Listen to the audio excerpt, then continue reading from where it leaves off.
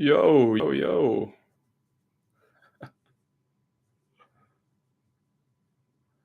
I've never done a live before,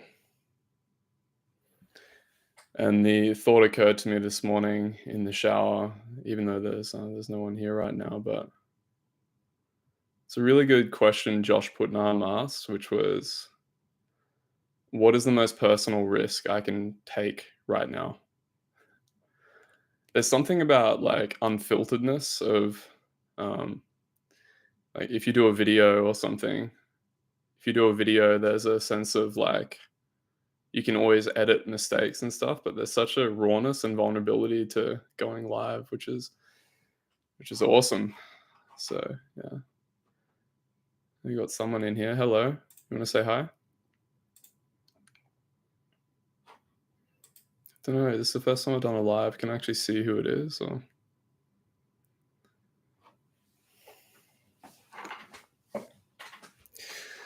yeah, yeah. It's funny, if I check in with my body right now for doing a live, it's like anytime going into the unknown, there's this feeling of it's a beautiful place to be. It's like it's scary, but only when the mind puts a label on it of this is bad, I shouldn't be feeling this. So I had a loose intention seem to pop into mind. Just I thought I would just riff on it, and because this will go up on the even though there's no one here right now, that other person left. Um, this will go up on the backlog streaming history, I think. So loose intention was to talk about familiarity. And like I said at the start, that question is a really good way to gauge risk, to gauge where am I still comfortable, I think. Where am I clinging to something? What is the most personal risk I can take right now? And then relaxing into the unknowing and letting it come to you. The first thing that comes to mind. And then that is what you listen to. Even if it's like the mind then jumps on and there's a surge of unpleasant sensation, it's like, "I'm gonna die, I'm gonna die, I'm gonna" "No, don't do that," like, "Oh my god, there's no way you could do that. You're the one who does XYZ, you're not the one who does XYZ X," you know?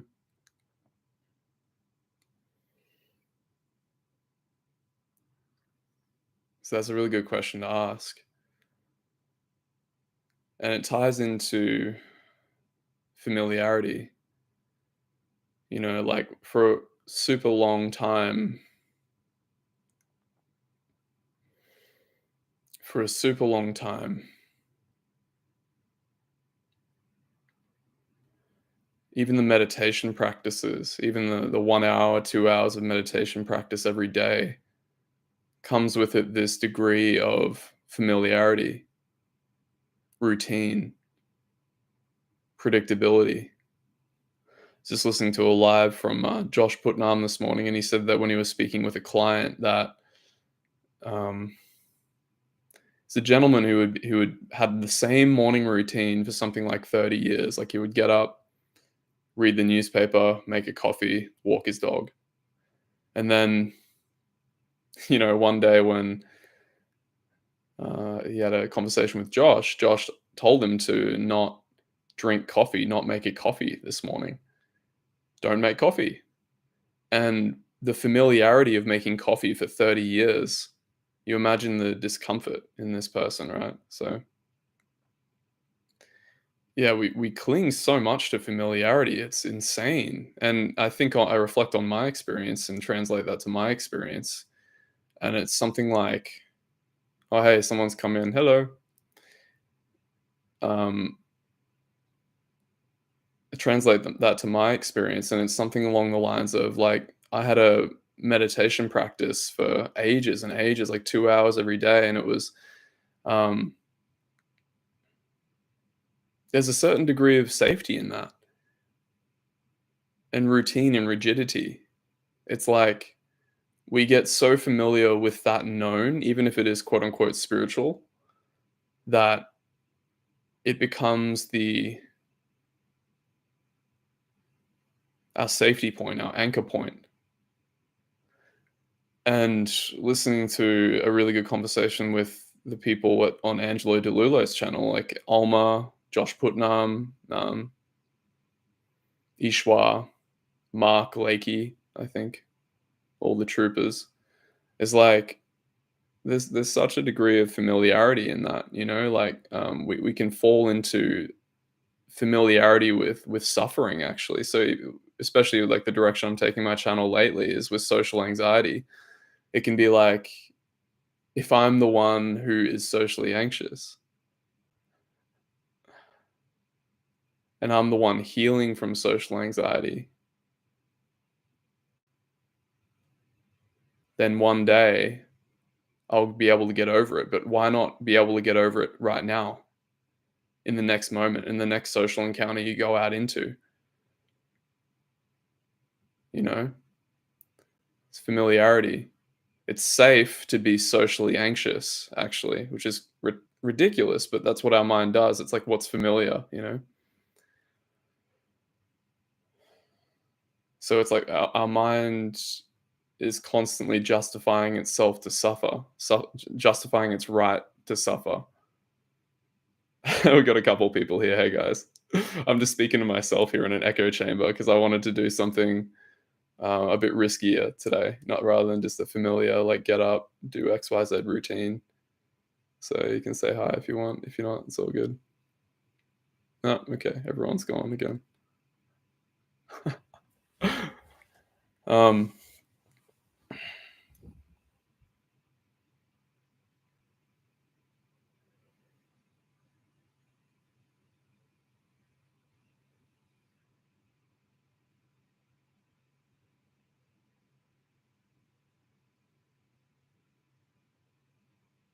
so if you're watching this back on the live, you could ask yourself, what is familiar for me? If you reflect on your life, like what is it? What is your routine? What are you doing on a daily basis that is solidifying this sense of routine in your life and predictability and familiarity, which is actually like your place of suffering, really. And it's not that you don't need a routine, but it's fun to shake it up, I think. Fun to shake it up from time to time and just allow yourself to go into that unknown space. And it could be a small thing, you could be walking down the street and you could say, "Oh, I have social anxiety, right? I'm not going to say hi to anyone." And that's what I always do. And then when you see somebody and that impetus, that almost intuition comes online that says, "Okay, I'm just going to go say hello to that person." And then we get stifled and there's like a huge surge of energy that says, "No, no, no, that's unsafe. That's not familiar. Don't do that. Don't do that. Don't do that," right?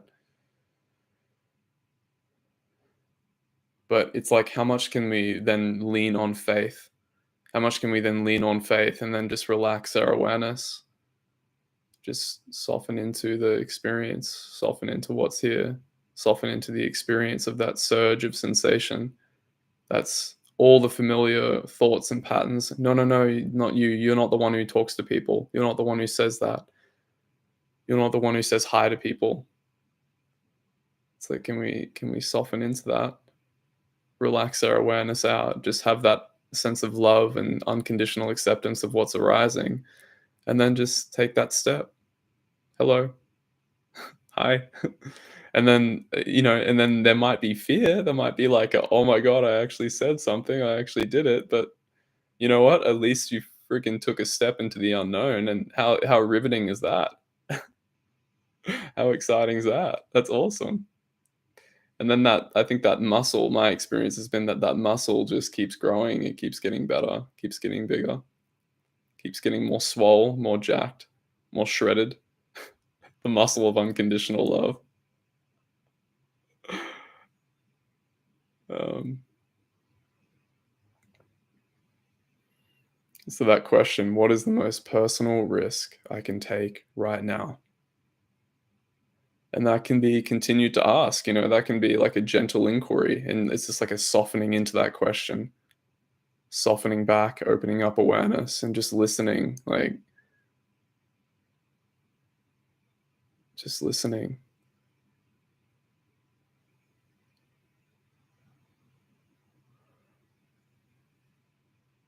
Letting it come to you, not letting your intellect force up, like it's like a constipated like noodle coming out of you. "Ugh, what is it? What is the thing that I'm gonna do?" But it's like, what is, I'm listening, I'm open, I'm receptive.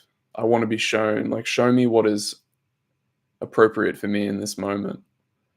What is the most personal risk I can take right now? And then again, feeling that fear that might arise as a result,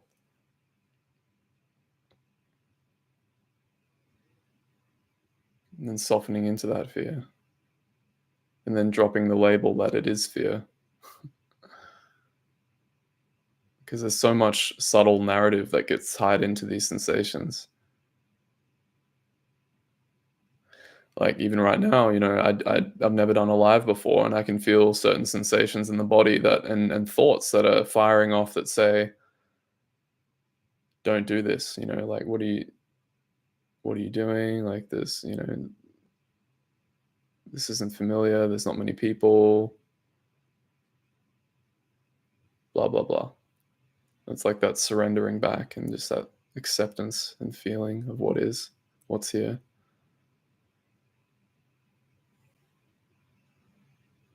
That's what I do with clients a lot. Is like we create these little, almost like this separation between certain energies in the body. It's like I can feel this sensation. I can, if I open up to risk, if I open up to something new, oh, okay, I can feel that sensation. But when it gets too intense, when I start feeling like really scared, not that sensation. I can't be with that sensation. Hey Ramiz, hey man, thanks for being here. Feel free just to ask a question, drop in, just say hello, whatever you want. Happy you're here, man. But there's a certain quality of sensation that, like,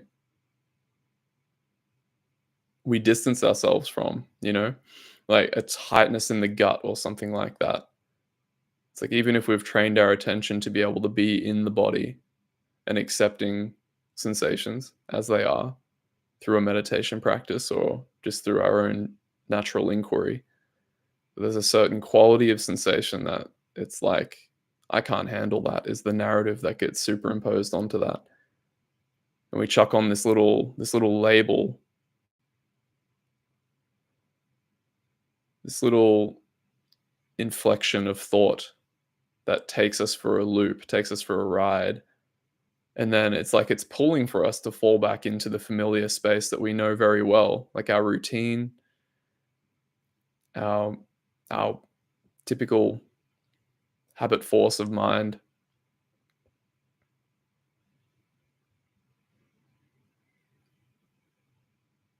It's like, well, why don't we just, what would happen if we just explored the unknown, just that little step further, like a turtle poking its head out of a shell. It's like looking around. Um, okay, I can go out a little bit. Oh, it's too scary. Pull back, and then just have that acceptance and that, like, okay, that's, we couldn't get it. We couldn't go this far that time, but next time, I'm with you. Like Ishwa, so he says it really well. It's like that invitation to go into the unknown. It's always there, but if we fail to go into the unknown, and we feel shame, we feel fear again, something really intense. It's like, okay, it's all right. It's like a little inner child, that fear. Think of it as a child. It's like, okay. And you're its parent, like, okay, I'm going to go with you next time. Next time, that was pretty scary and you got me. You're like, you got me, buddy. But next time, let's go together. Show me. I'm right here with you. And just softening and relaxing and being with that, you know?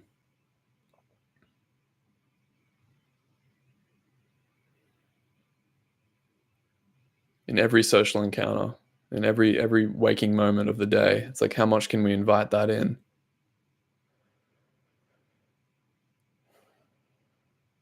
How much can we just soften in? How much can we just allow what's here? Dropping the narrative.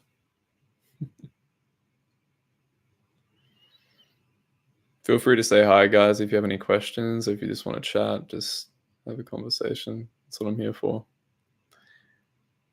I said at the start of the live, but I've never done one of these before, so I was just thought I would just shake things up a little bit in my familiar sort of setup today and just jump on and have a chat with you guys. Felt right. Intuition told me to do it, so here I am.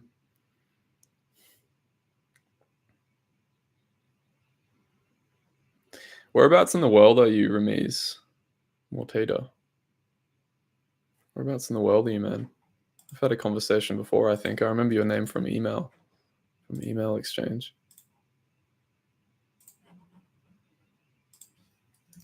I'll stay on for a little bit here because I've got a couple clients today, but yeah, just keen to have a chat with you guys. Any questions, anything like that?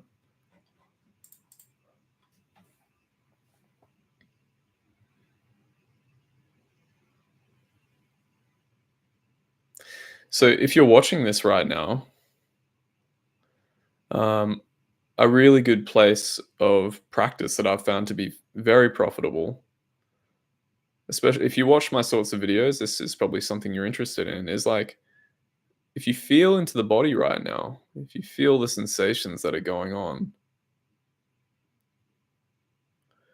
where are you subtly distancing yourself from them in an act of resistance?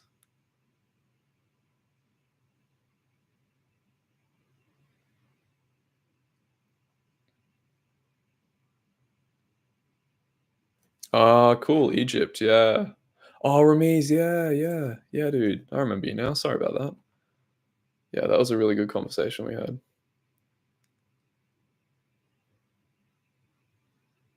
Yeah, how you been feeling lately now after our conversation?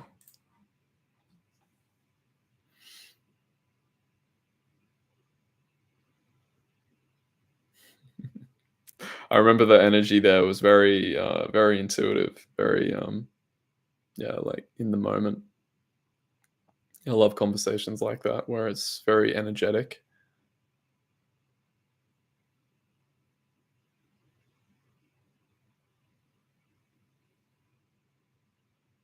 How to deal with self-doubt and hesitation, for example, seeking validation and resisting the seeking.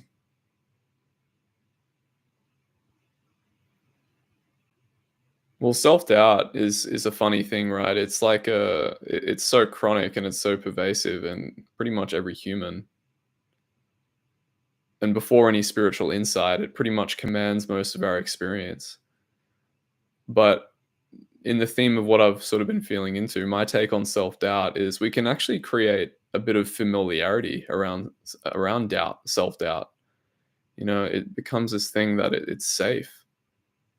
Because if I don't know, right? If I don't know what's coming up, then that there's safety in that because then I can withdraw back into what's familiar. Like a turtle shell, like putting its head out. It's like I might know, or maybe I know, but no, and then we're tracked back, like back with our double chins back into the turtle shell of familiarity. Um, I was getting some messages from Alma. Yeah, um, yeah. So self doubt, and for me, I think what's been most effective for meeting self doubt is just being really astutely aware of how the mind is creating like somewhat of a narrative around it. Because it's like fundamentally, it's just a sensation, right? Just like any other sensation. And what we do is we then sort of like we feel that quality. There's like a certain quality of sensation that arises in the body. And then we already have, based on like our spiritual practice or our like meditation practice, we've sort of categorized this quality of sensation in a certain box, right? It's like, oh, that's self doubt. Now I'm experiencing self doubt, and this means that I won't be able to take action on this project that I'm thinking of doing or something. Or this means that I won't be able to go out into life today and do XYZ because I'm feeling that feeling of self-doubt that is so familiar to me, right?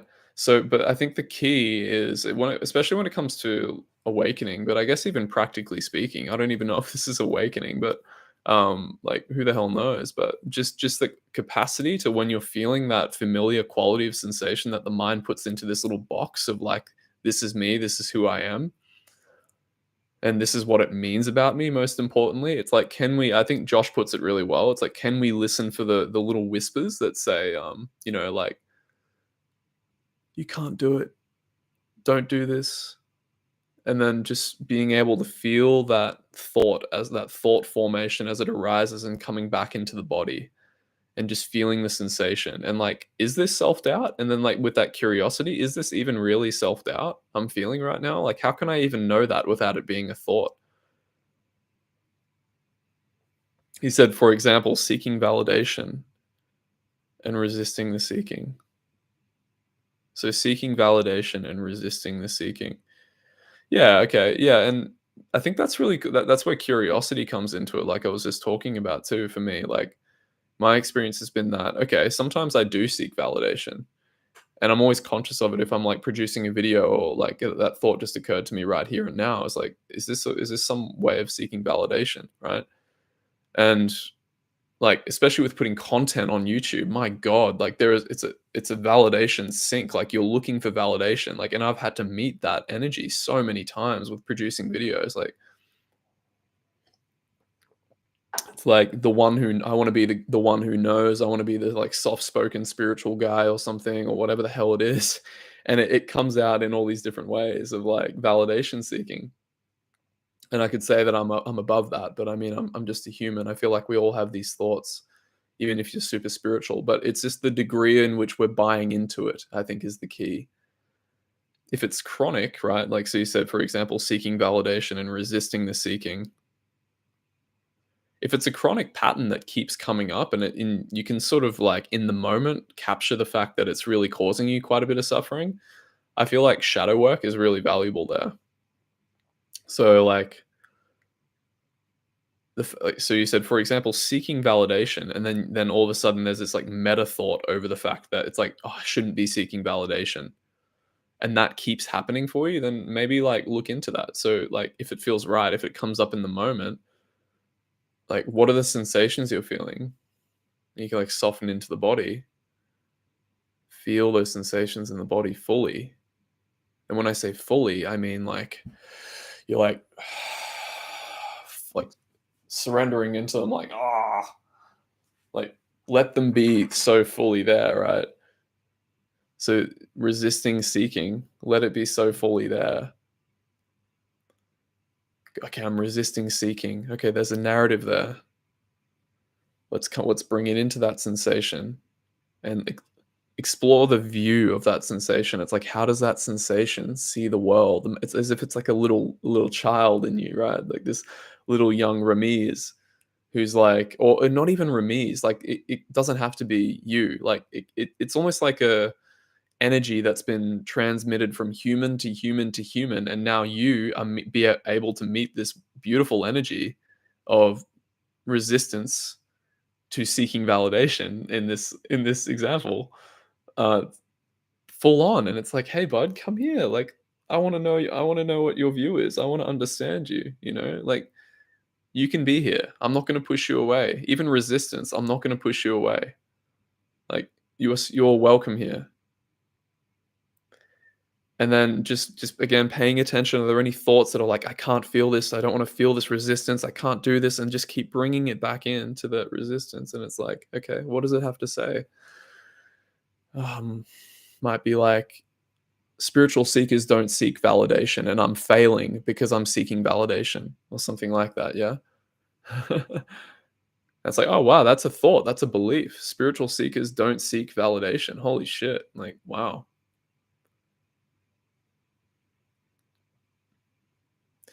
So yeah, my take on it, just to summarize that, is if it's recurrent, if it's like what I've noticed to be most effective, if it's like super recurrent that we're having self-doubt for something like seeking validation, maybe there's some shadow work that can be done, but maybe there's also a degree of, and your intuition will be able to know this, but maybe there's also a degree of like I'm actually using that self-doubt narrative to reinforce myself into a place of safety and familiarity actually. What if what if it was totally okay to seek validation, you know? Hmm. What do you think about that? Any reflections or thoughts on that?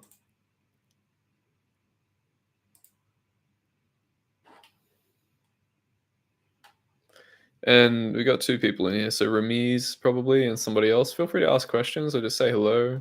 Come on down, have a chat with Sam Roth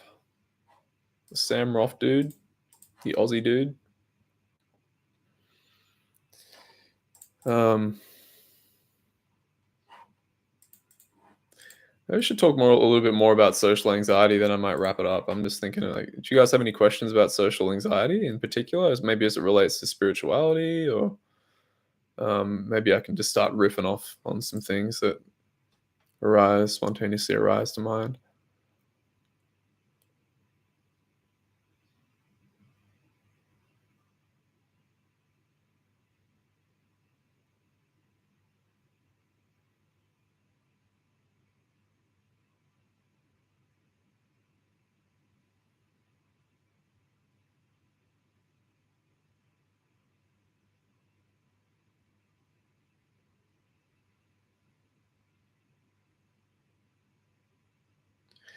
So social anxiety. Let me think. Let me just set that intention. Um, I'll just riff on this until somebody asks a question or has something to say or just have a chat. But um, I think for me, I remember very distinctly having this belief. Probably like a couple years ago, I had this belief that social anxiety is something I'm never going to be able to get over. It's just way too intense. It's impenetrable and it's too overwhelming. And I would sort of have to like force myself to go out into daily life to meet my needs, to work and do all this stuff. Because I think as I was meditating more, doing more spiritual practice, it was sort of surfacing a lot of the repressed emotions and these sorts of things, like the uncomfortable, squirmy sensations that were just eating me up on the inside.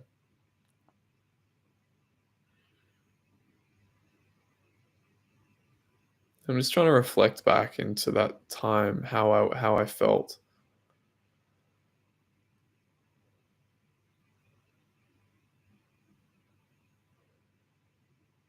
Yeah, there was a real sense of like veiling of experience of like hopelessness, like a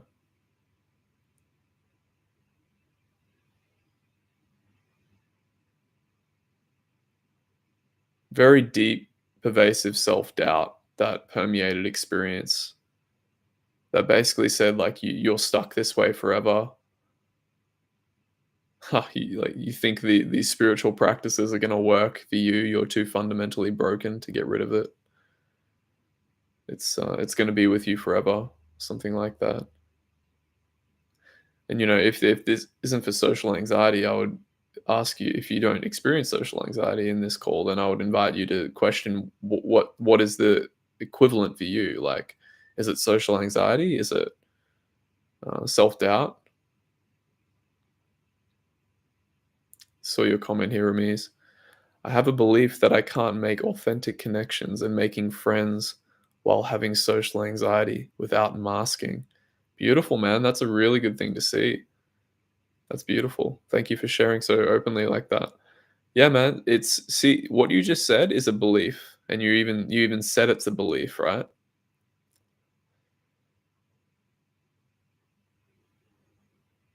So what would it be like to not have that belief, to let go of that belief? And pay attention to what your mind says as a response to that. Pay attention to the sensations in your body. If you didn't have that belief, like, what would that mean? Would it mean dropping the mask? Dropping the front? You should check out Angelo's new video. In fact, I'll link it in the that's actually quite timely. I don't know if you saw it, but I'll let me just open his channel here and link it up to you. Link to this recent video. Maybe you've already seen it. So it's like, what would it be like? Oh, guys, good thing I didn't stand up. My zip and my pants was undone. You would have seen some leaked HD 4K. This would have turned into a porno or something. Anyway, porno. Um, so, okay, let me just rehash your question. I have a belief that I can't make authentic connections and making friends while having social anxiety without masking. Yeah, man, and that's pretty common, and that comes up a lot. So my thing pointer, I think, and helpful thing that I've found to be most useful in that situation is to give yourself permission to feel the sensations in your body. Because what we mask, the reason we mask is it's like a coping strategy, right? We don't want people to see what's underneath the mask. It's too unsafe to show that I'm anxious to somebody because it means X about me, right? So if I were to show that I was feeling uncomfortable to this person, they won't accept me. Now, they actually will accept you, although there's so much resistance patterns that we create through our lives as coping strategies to not feel those sensations because at some point they were deemed too unsafe, right? But the thing is it's actually attractive to people when you experience and you express from an authentic place. Because it's sort of like until that point, and this isn't a shame piece on putting on a mask because there's this middle way of being very gentle with ourselves, like we can be very gentle with like, okay, I put on a front, that's okay. And then we might feel into some beliefs about that. But it's like, how much are we willing to put our faith into the fact that I can just feel whatever's arising here, and I can actually outwardly reflect that to others, and it's safe. It's completely safe. And if it feels like the mask is incredibly compelling, then that might be a place to do some shadow work as well. It's like, what identity was I trying to uphold there? Oh, I wanted to look like the confident person. And oh, because I wasn't the confident person, I was actually feeling anxious underneath. That's what's creating the resistance is like the way that we feel like we need to be showing up for people versus how we're actually feeling. But this is something that Josh said to me, and it's very true. And what I've found to be so deeply, it just deepens more and more. But what people actually want is full, authentic remise without apology. No apology at all. Now the issue is with social angst, the challenge is how much are we willing to have faith that that is indeed the case? And that but the thing is we might actually lose friends through that process. We might lose people who are close to us because they've fallen in love with our socially anxious front and our fronts, but they haven't fallen in love with us, who we are, right?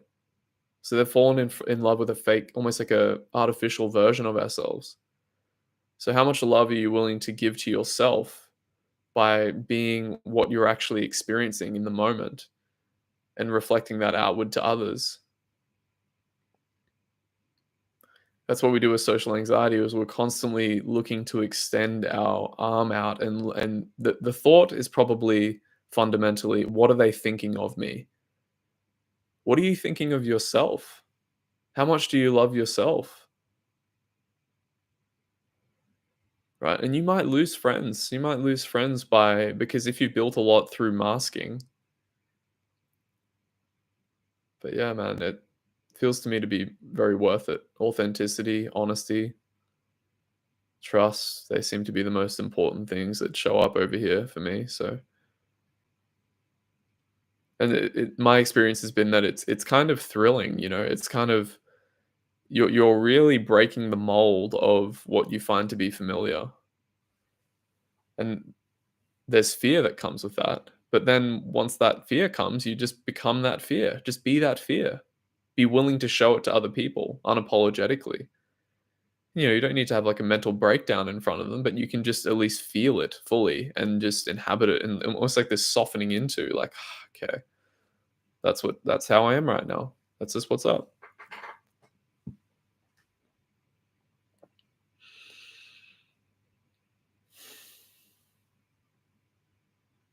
Any reflections on that, Rameez?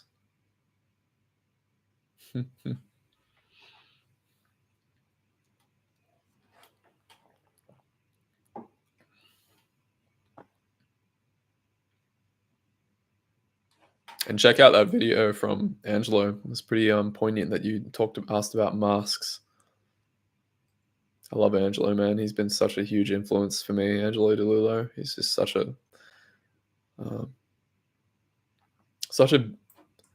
I mean, I'm gonna say he's beautiful. He's a beautiful human being. You know, he's just like the selfless serving that comes from that man is, and the amount of resource he's put out there is it's amazing. And just gratitude. You know, there's so much gratitude for almost like the whole network of people that have sort of formed through that little group, like Angelo, Alma, Josh Putnam, Ishwa, Mark, Mark Lakey. Like, I don't know where the hell I would be without their like just like hand on the shoulder and nudging to trust my experience. But you know, it's quite amazing. It's really fortunate. Gratitude, gratitude, gratitude. And Violet's been a big Violet Synergy, Angelo's partner. She's a beautiful human. Got a bunch of good people that I've listed on my website. Actually, Chris Gamand is also really good. Christina Gamand, all these amazing people. And yeah, it's nice to express gratitude because I feel my heart just light up when I do that. You know, like my heart's been closed for for quite a while in my life, but it's nice just to feel that. You know, expression of gratitude for even the small things, but also the big things. Yeah, so Angelo, Violet, Jeff Foster, Suzanne Chang, Michael Zorov, Joseph Goldstein, Scott Kiloby, man, Michael Taft. Fuck, if you guys see Michael Taft, he's a good teacher. He's a funny guy. He just like takes the piss out of everything. Like, but it also has like a big heart. You know, he's got a huge heart, but he's just got this I don't know funny way of orienting.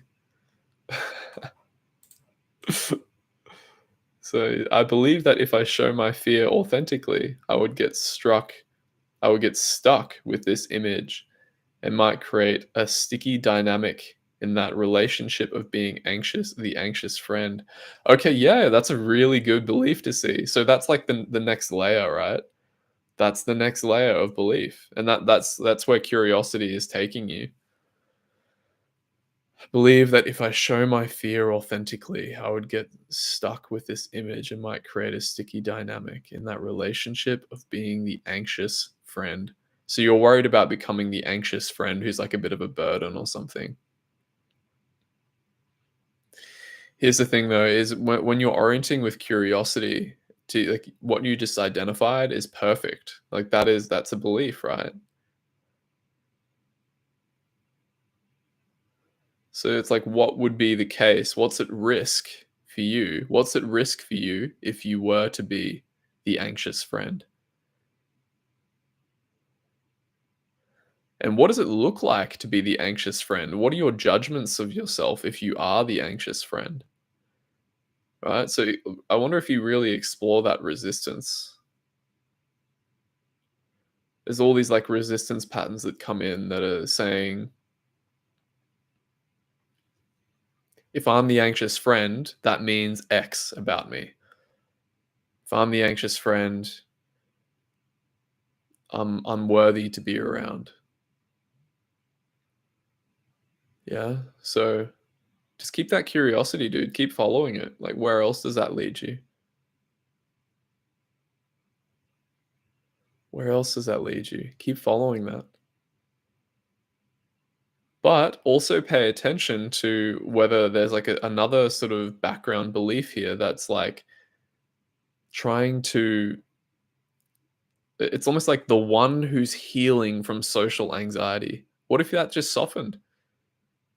What if you could just open up to, and this is a felt thing actually, I feel like it's like a down and outward movement. It's, if you are and you know, you could even ask the question to take you there, like by whatever means. I've found, and this is from my experience, what I've found to be helpful is like softening the gaze of attention, opening up awareness. Like a prompt I like to use with clients is listening to ships in the harbor off in the distance. There's something about that like feeling or like engaging a sensory view of the world that takes you out of the mind and softens your attention, which opens you up to the unknown and possibility. What if it was okay? So, and from that place, what if it was okay that you were the anxious friend? And then listen for all of the resistance patterns that say, like, I can't be that. Don't be that. And give them a voice, you know.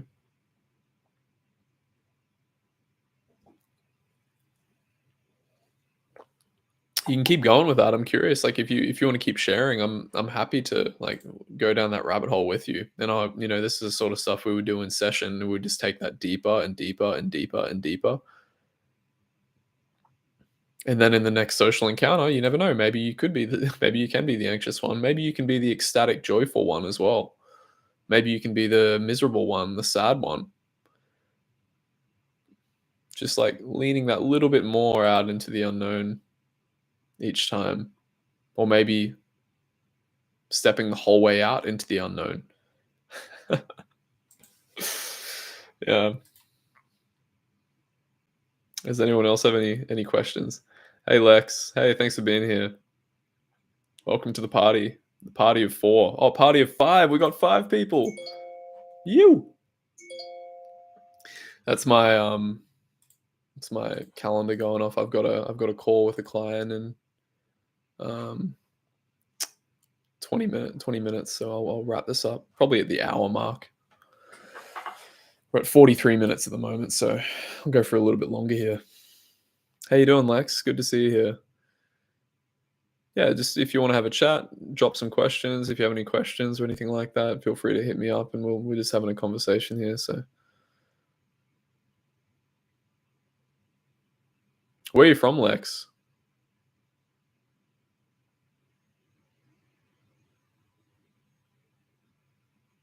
I like doing lives. There's something really like personal about them. I feel like I'm actually speaking with humans more rather than you know, just like a YouTube video.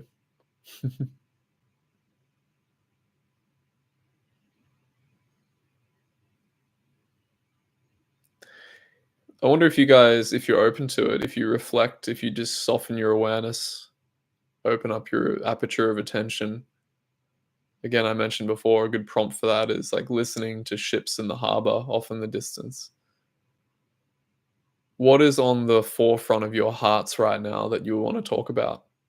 What is the most important thing in the world for you to talk about right now with me and while I'm here?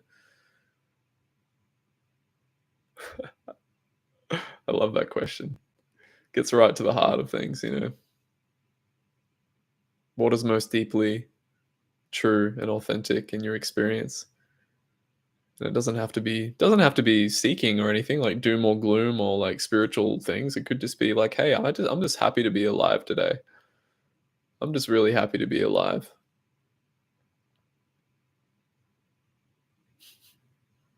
Could be anything.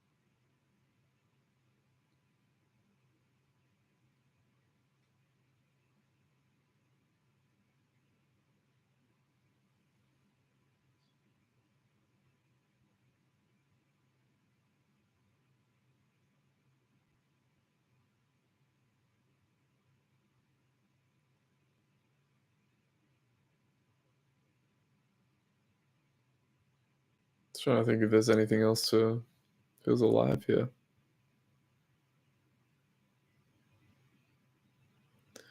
I like the phrase breaking the chains of familiarity. It's like when our love for God or truth just can't not penetrate anymore, it can't not come through. And the cost of it is too significant. The cost of it is like being in familiar patterns of suffering. So it's like, what is unfamiliar? Here's a question for you guys. The first thing that comes to mind, trust it. So if you here, as an example, if you think of a color, any color, say it out loud. The first thing that comes to mind right now, red for me. Boom, it's right there. Now, in the same way of answering, see how that just came very spontaneously to you. What is something unknown to me that I can step into today? Apparently, for me, that's or what is the most personal risk I can take right now, and just let that sink in. I mentioned that question before, and let it come to you.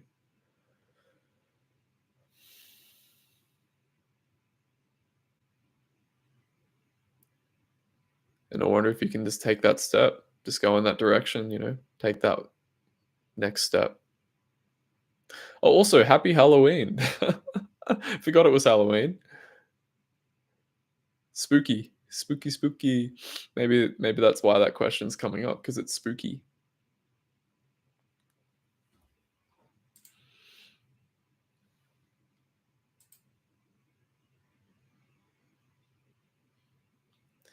All right, guys. Well, I think honestly, I don't know if I have much more to say at this stage. So, unless you guys have any comments, anything to add, I'll keep this on for 2 more minutes, but then I might wrap this up.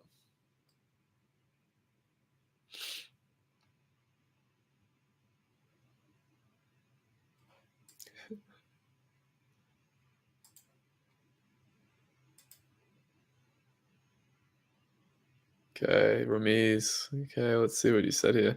I believe that anxiety doesn't make me able to meet people at the moment without any preconceptions. I want to be spontaneous and fully immersed without hesitation. Beautiful. So here's a question for you. What does it look like in your mind right now to be spontaneous and fully immersed? I get you. I know what you mean, but I would be very cautious to see if there's some sort of like a conceptual overlay of what that looks like. Can you feel into that? I found that to be really useful because I've had a similar belief that I've encountered actually. It's like I want to be fully immersed in the sensory experience so that I lose myself or something. Just somewhere to look. There might be something there.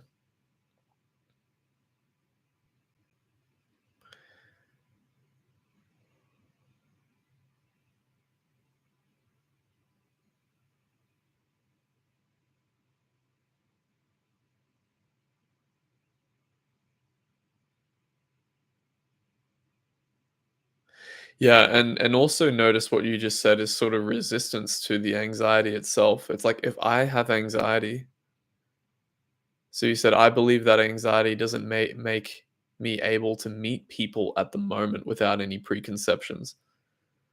So if you just drop your attention back into the raw sensation of anxiety, of what you're calling anxiety, you notice how that belief is sort of like pushing against it. It's like I can't. This means that if I'm feeling anxious, it means I'm unable to meet people in the moment.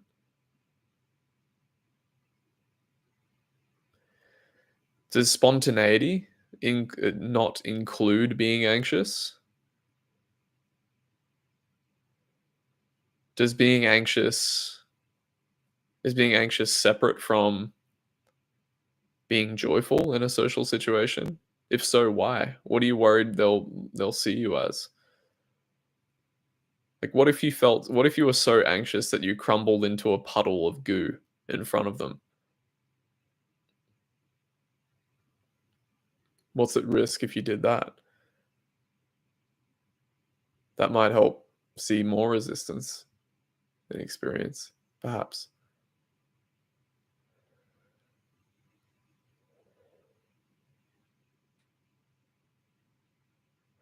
And yeah, can I elaborate on that? Yeah, I can elaborate on that. So what I said before was we can have I feel like we can have an idea, and this is because I've encountered this in my own experience. I feel like we can have this idea of what it would look like to be fully spontaneous, to be fully immersed.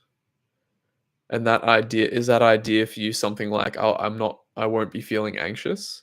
Is it I won't be feeling a certain quality of sensation? I don't know.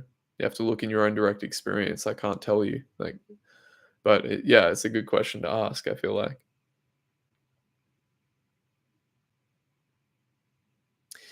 All right, my friends, I'm gonna finish this up for now. And thank you, Ramiz. It's really nice to chat to you, buddy. And I appreciate you engaging. I appreciate you all. We got 5 people here, and yeah, just a lot of love for you guys.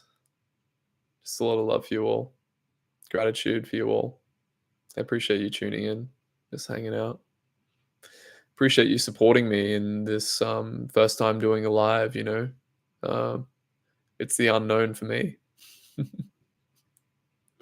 it's pretty cool to step into it. Like it's um, yeah, I feel it's just like building that trust to do more and more things, and just opening up awareness, and um, rather than just doing the videos. So who knows? Maybe I'll make a habit of this and do more of this. But yeah, it's been fun. It's been like a little meditation in a way.